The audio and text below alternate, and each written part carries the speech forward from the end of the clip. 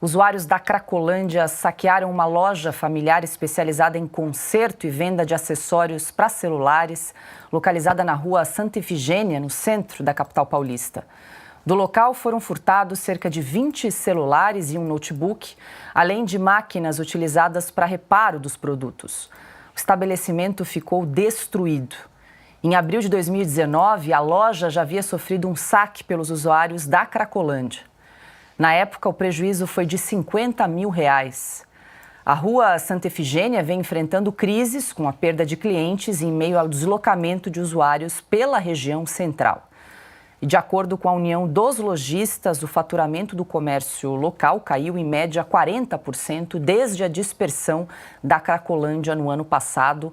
Constantino, são cenas fortes que a gente viu aí na noite de ontem na Cracolândia. Esse é um problema que a cidade de São Paulo enfrenta há muitos anos e a gente precisa aí de governantes, de políticos com coragem e firmeza para enfrentar esse problema gravíssimo na cidade.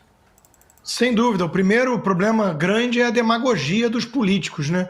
Algo tem que ser feito, não é permitir todo mundo viver lá, né, como zumbi, Walking Dead, né? Consumindo drogas pesadas e assaltando, roubando.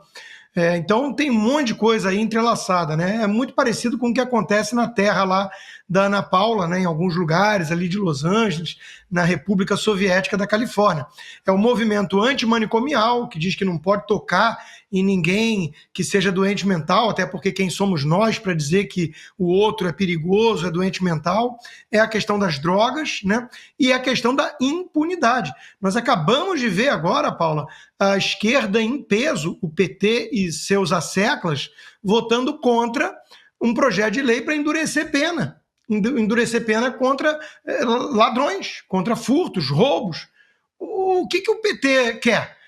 Estimular a roubalheira, estimular os assaltos, os furtos? A minha pergunta é retórica. A gente sabe que tem no poder no Brasil hoje um grupo alinhado aos bandidos, aos marginais. Tem uma filósofa que já foi candidata do PT que diz que entende a lógica do assalto.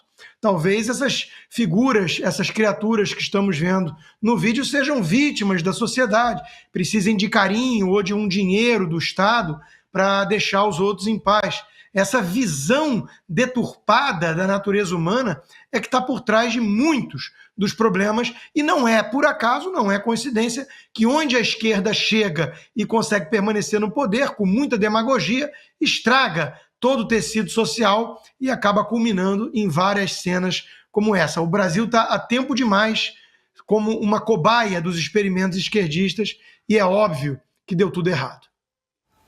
Pois é, Ana, conta pra gente, Los Angeles enfrenta um problema grave também, né? A Cracolândia de Los Angeles, Skid Row, ali aquelas blocos, aquelas quadras que concentram também um grupo de pessoas drogadas que vivem ali nas ruas utilizando drogas e, enfim, acaba virando um centro ali de violência extremamente grave que precisa ser enfrentado aí também na Califórnia, né? O Constantino foi no cerne da questão, né?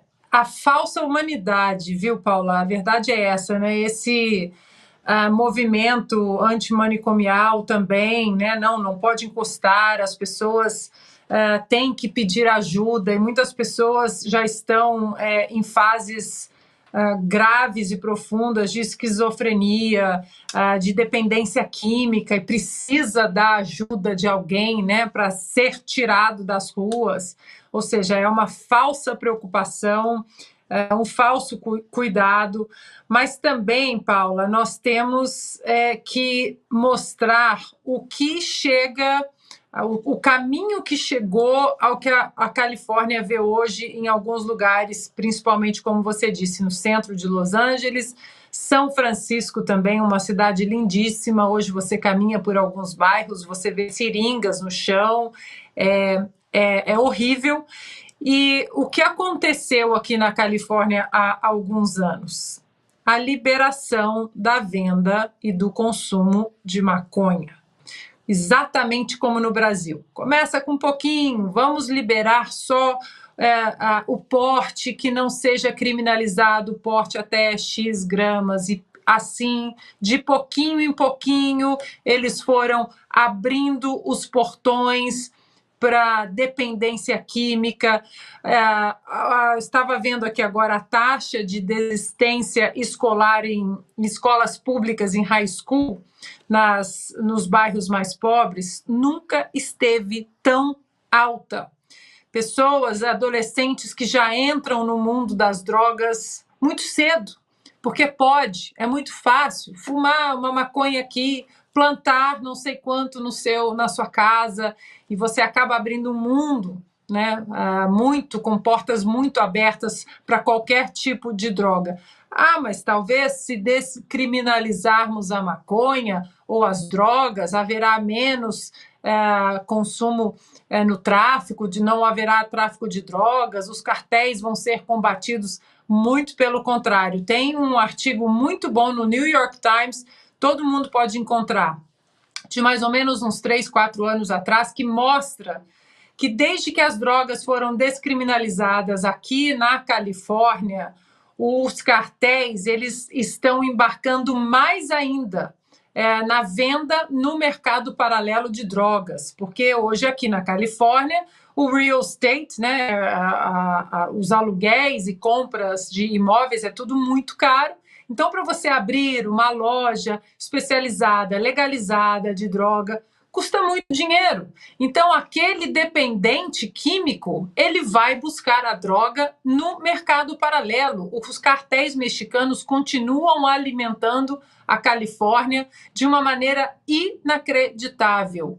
E o Brasil vai seguir o mesmo caminho com as bênçãos do Supremo Tribunal Federal, de Alexandre de Moraes e todos esses ministros que estão fazendo lobby para um mundo que não tem volta, que é a descriminalização da maconha.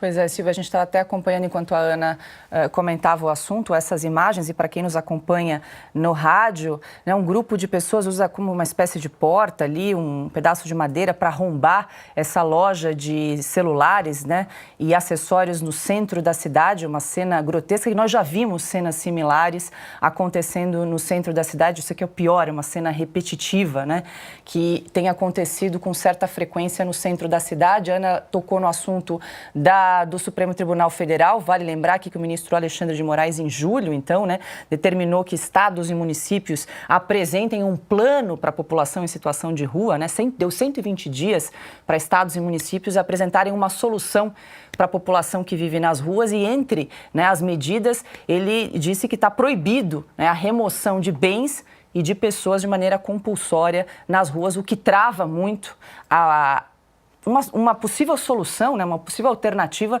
para resolver o problema que São Paulo enfrenta na Cracolândia.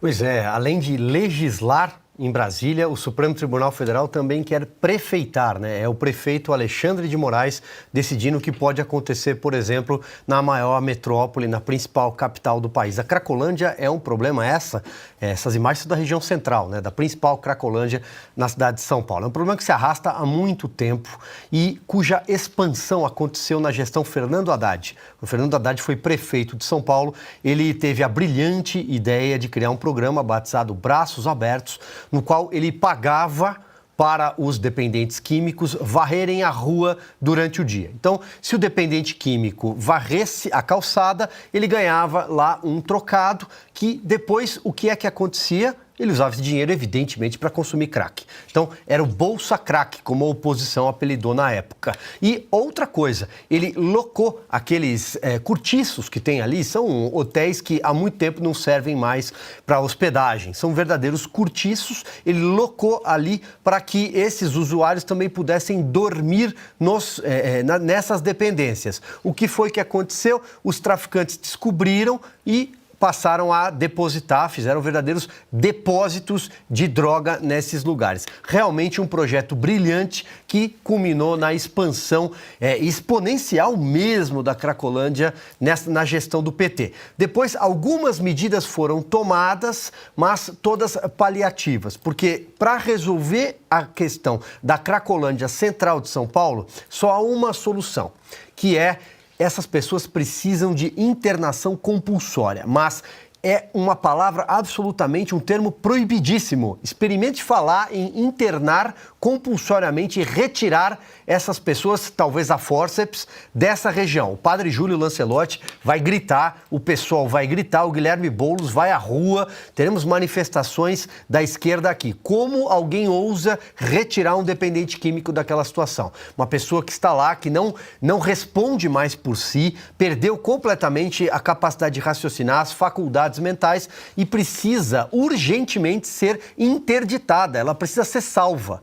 Mas são palavras proibidas, eu repito, porque a esquerda não quer que essas pessoas saiam de lá. E também essa região acaba se tornando um foco para traficantes. Então, o PCC, por exemplo, está instalado na Cracolândia Central de São Paulo. As operações da Secretaria de Segurança Pública, comandada pelo secretário Guilherme Derrite, foram bem sucedidas, assim como em parceria, evidentemente, com a gestão municipal.